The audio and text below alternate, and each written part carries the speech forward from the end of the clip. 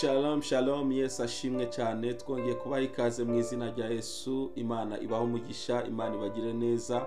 Twongeye gushima Imana iduhaye igitondo cyiza, iduhaye umwanya mwiza wo kuba imbere yayo. Dushimiye ubuntu budasanzwe Imana itugiriye. Igihe cyose tugihumeka umwuka w'abazima, ni byiza guha Imana icyubahiro. Ndakubwiza ukuri, hari ibintu byinshi cyane biba byanyuze hagati aha, ariko Imana iba yatubereye maso. Hari intambara nyinshi Imana iba yatugwaniye twebwe tuba tutabonye nk'abana b'abantu. Niyo mpamvu ugihumeka umwuka w'abazima, ni byiza gusenga, ni byiza gufata umwanya wo gushima Imana, ukayishimira uburinzi bwayo, ukayishimira imbaraga, ukayishimira imirimo n'ibitangaza iba yakoze ku buzima bwawe.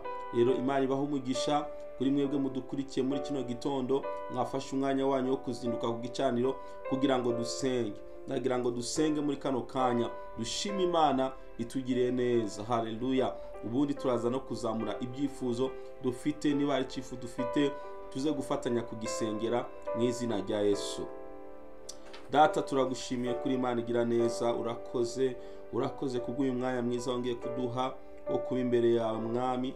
Turagushimiye ko wabanye natwe muri iri joro, turagushimiye ko waturinze ukatugirira neza. Turagushimiye Mwami kubwo abantu bose badukurikiye bagishima izina ryawe Mwami. Nuhimbazwe kandi uhabwe icubahiro. Wakoze kutugirira neza, wakoze kuba mu ruhande rwacu, izina ryawe rihabwe icubahiro.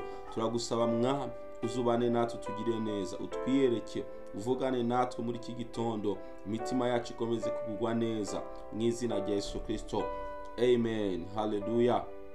Niba ufite ibyifuzo bitandukanye wifuza ko dusengera muri kano kanya, nagira ngo tubizamure imbere y'Imana.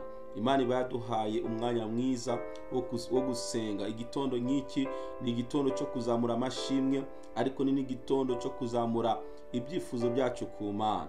Haleluya. Nagira ngo dufatanye rero dusenge, tubwire Imana itugire neza, Imana itwiyereke, Imana ivugane natwe, Imana iyobore ubuzima bwacu, kugira ngo iyo tuza gukora byose uyu munsi tubone ikiganza cy'Imana. Zamura icyifuzo cyawe udukurikiye, dusengane nanjye n'abandi gusengana nawe mu izina rya Yesu. Reka dusenge. Data, turacari imbere yawe muri kino gitondo mu izina rya Yesu Kristo. Uri Imana igira neza, uri Imana ikomeye, uri Imana y'ubutware, uri Imana y'imbaraga. Turagushimiye ko iyo dusenze, igihe cyose turi imbere ya dusenga, uratwumva kandi ukatugirira neza. Nzamuye ibyifuzo byose by'abantu badukurikiye nonaha. Buri muntu wese afite icyifuzo gitandukanye Mwana. Ndabizi kuri Imana vuba gusenga kwacu. Igihe cyose tukwambaje, igihe cyose tugusenze, uratwumva ukatugirira neza. Ndasenze mu izina rya Yesu, buri muntu wese Mwami ukore ku cyifuzo cye, umusubize, umubere Imana, abone ineza yawe, urema amashimwe ku bantu badukurikiye nonaha. Urakoze kuri Imana igira neza. Ikiganza cyawe gikora ibitangaza mu bana bawe, kugira ngo Mwami bongere kugaruka imbere yawe bagushima. Icyubahiro gikomeze kuba icyawe mu izina rya Yesu Kristo. Amen. Wizere Imana kubw'icyo cyifuzo cyawe, kandi wihangane utegereze ukuboko kw'iteka kuraza kugukorera ibidasanzwe muri kano kanya. Yesu abaho umugisha. Iki cyumweru turi kuganira ku ijambo ryiza rivuga ngo hamwe no gutabarwa n'Imana tuzagerayo. Nagira nkwibutse mwene data dukurikiye, gutabarwa kwawe ntahandi kuzaturuka ku iteka Imana yaremye isi n'ijuru. Birashoboka ko umaze igihe kinini hari ibintu uri gusengera, cyangwa hari ibintu uri gushakisha. Reka nkubwire, ndabizi ko abantu tuzinanye n'abantu bakomeye pe, tuzinanye n'abantu bagira icyo bakora mu buzima bwacu. Wenda ushobora kuba uturuka no mu muryango ukize, ariko hari ibyo badashobora kugufasha, hari ibyo badashobora kugukorera, abavandimwe bawe, inshuti zawe. Ariko humura, mu ijuru dufite Imana idutabara. Umwanditsi w'Izaburi 124 ku murongo w'8 yaravuze ngo gutabarwa kwacu kubonerwa mu izina ry'Uwiteka waremye ijuru n'isi. Gutabarwa kwawe kuraturuka ku Uwiteka. Niyo mpamvu ukwiriye kwisunga Imana. Ni ukuri, fata umwanya wo gutekereza ku Mana. Igihe watekereje ku bantu ni kinini cyane, igihe wiringiye abantu ni kinini cyane, igihe wahanze amaso abantu ni kinini cyane. Ni ukuri, uyu munsi uhindure ibitekerezo byawe, wumve ko ukwiriye kwiringira Imana. Imana nitugwanira intambara zose. Ibintu byose muri iyi si iyo bigeze imbere y'Imana bica bugufi. Yesu yaravuze ijambo aravuga ngo amavi yose azafukama, indimi zose zatureka Yesu ko ari umwami. Rero ibintu byo mu isi yose iyo bigeze imbere y'Imana bica bugufi. Buriya n'abantu bavuga ngo Imana ntago tuyemera, hari ahantu bagera ndakubwiza ukuri bagaca bugufi. Rero umunyabwenge ni umuntu yubakira ku Mana. Bibiliya iravuga ngo umupfapfa ngo yibwira ko nta Mana ibaho, ariko ntukaba umupfapfa. Oya, ntukaba umupfapfa, uba umuntu wemera ko Imana iriho, wemera ko imbaraga z'Imana zikora, kandi uzagenda uzibona mu buzima bwawe. Dawidi yari umwami, ariko ubuzima bwe yari yarabweguriye Imana. Reka dusome ijambo ry'uyu munsi, riri muri Samweli wa mbere igice cya 17 cyangwa se cya 17 ku murongo wa 45. Iyi nkuru yo muri Samweli wa mbere ni inkuru ya Dawidi yabaga mu ishamba yibera mu ntama, ariko Abisirayeli bari barasuzuguwe, bari barateshejwe agaciro n'umuntu witwa Goliyati. Yaramereye n'Abisirayeli, ahanganye nabo, barabuze umuntu n'umwe ushobora kujya guhangana nawe kubera igitugu n'imbaraga yumvaga afite. Abisirayeli bagatinya cyane, kandi Abisirayeli bwari ubwoko bw'Imana, ariko ntabwo basobanukirwaga urugamba rw'Imana uko bagomba kururwana. Dawidi rero yari umwana muto, ariko asobanukiwe imbaraga z'Imana, asobanukiwe gukomera kw'Imana. Niyo mpamvu ndi kukubwira ngo hamwe no gutabarwa n'Imana uzagerayo. Ntiwishimikize ubumenyi bwa na experience zawe, ahubwo wishimikize imbaraga z'Imana.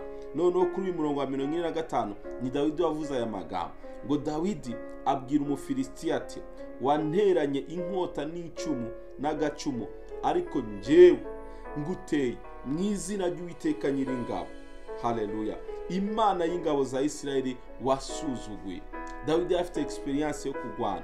Yagwanaga n'amadubu, yagwanaga n'ibisimba n'ibikoko bitandukanye mu ishamba byashakaga kujya intama, yaragiraga kabyica kabishwanyaguza. Ariko ageze imbere ya Goliyati ntabwo yigeze yishimikiza izo experience ze n'ubumenyi n'ubwenge n'ibiki. Oya, ahubwo avuga ijambo rikomeye cyane ngo nguteye mu izina ry'Uwiteka Nyiringabo. Imana ishimwe cyane. Nagira ngo ibibazo ufite, ibyifuzo ufite, intambara ufite, ibintu uri kuranyuramo bitoreshe by'ubuzima, uhaguruke mu izina ry'Uwiteka Nyiringabo. Uhaguruke mu izina ry'Uwiteka Imana yawe, wa Imana yaremye isi n'ijuru.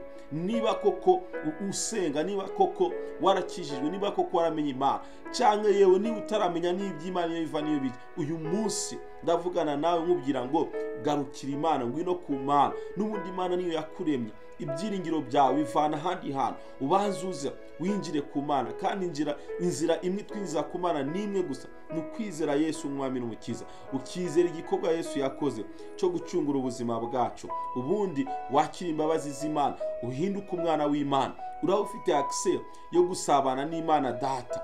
Haleluya! Ibyo bibazo n'intambara ubona imbere yawe ujye ubitera mu izina ry'Uwiteka Imana Nyiringabo. Haleluya! Imana ni Imana yacu, ni Imana y'imbaraga. Imana y'umwami wacu Yesu Kristo ni Imana y'ubutware. Intambara zose nuzihagurukira mu izina ry'Uwiteka uraza gutsinda. Rero hamwe n'Imana uzagera ku ntsinzi yawe, hamwe n'Imana uzagera ku bikomeye. Hindura ibitekerezo byawe, hindura ukubona ibintu, ubundi ugarukira Imana. Imana izi kugwanirire, Imana izi kubere maso. Bivuga ngo abarozi ngo barakuroga, bivuga ngo ibikindi bikangwa abanzi ni benshi. Umva, ubiharire Imana. Imana iri mu ruhande rwawe, ntacyo Satani yagutwara, ntacyo abanzi bawe bagutwara. Hindura ibitekerezo byawe, uzamura usengesha imbere y'Imana, ugira Imana ngo ni wowe niringiye. Nkuko Dawidi yabigenje avuga ngo ndagutera mu izina ry'Uwiteka. Nawe uhaguruke mu izina ry'Uwiteka. Sengera umuryango wawe, usengera abana bawe, usengera itorero, usengera igihugu, usengera ibintu byose, ubisengere mu izina ry'Uwiteka Imana. Uraza kubona intsinzi mu buzima bwawe. Uyu munsi Uwiteka Imana akugwaniriye, uyu munsi Uwiteka Imana akubere maso, kandi nawe umwisunge muri byose, uraza kubona ubutabazi bw'Imana. Yesu abaho umugisha, kandi Yesu abagire neza. Niba udukurikiye ijya mbere, uze gukanda kuri subscribe kugira ngo komeze kubana natwe kuri YouTube channel yandika Gospel TV. Imana ibagire neza. Reka dusenge. Data mu izina rya Yesu, Imana igira neza, uri Imana y'ubutware, uri Imana y'imbaraga. Mu isi dufite amarushwa menshi, dufite intambara nyinshi, ariko Yesu waratubwiye ngo duhumure, waratsinze. Iyo dusenga, iyo twinginga, iyo turi imbere yawe Mwami, nuko twasobanukiwe imbaraga ziri mu izina ryawe Mwami. Oh haleluya. Dawidi nawe yari yabisobanukiwe ubwo Goliyati yari yarateye ubwoba abisirayeli bose, ariko Dawidi arahaguruka aramubwira ngo Goliyati we, ndagutera mu izina ry'Uwiteka Imana. Kandi koko Dawidi yaratsinze, yanesheje Goliyati kubwo kwitwaza izina ry'Uwiteka Imana. Natwe muri kano kanya Mwami turasenze tukubwira ngo ni wowe twiringiye, ni wowe mbaraga zacu, ni wowe gukomera kwacu, ni wowe byiringiro byacu, ni wowe mahoro yacu Mwami. Ndasenze kugira ngo izina ryawe Mwami Imana rikore ibitangaza ku bantu bose bagize, n'abatarakwize n'abatarakumenya Mwami. Iki gitondo ugurura amaso yawe, ufungura amaso yawe, bamenye ko intambara zabo zose ari wowe wabasha kuzibagwanira, kandi bakabasha gutsinda, bakagera mu masezerano, bakagera aho bateguriye Mwami. Ndasenze mu izina rya Yesu, komeze kubana natwe, umugisha ube ku bana bawe, umugisha ube ku buzima bwacu, udukingurire imiryango y'imigisha, dukingurire amarembo Mwami, tubashe kwinjira mu munezero no mu ntsinzi yacu Mwami. Urakoze Papa, uyu munsi tushyize mu biganza byawe, komeze kuba mu ruhande rwacu, turinde imitego y'umwasi, turinde intambara, turinde ubukene, turinde ingwara, turinde ibyorezo, turinde ikintu cyose umwasi Satani yagaba ku buzima bwacu. Natwe umugisha ku badukurikiye n'abazadukurikira bose bazahabwa umugisha nawe Mwami. Icyubahiro cyose gikomeze kuba icyawe mu izina rya Yesu Kristo. Amen, amen. Imana ibahe umugisha, Imana ibagire neza. Intsinzi yawe, gutabaga kwawe biri mu izina ry'Uwiteka Imana yaremye isi n'ijuru. Yesu abahe umugisha, musangize abandi iyi link kugira ngo nabo bahabwe umugisha. Shalom, shalom.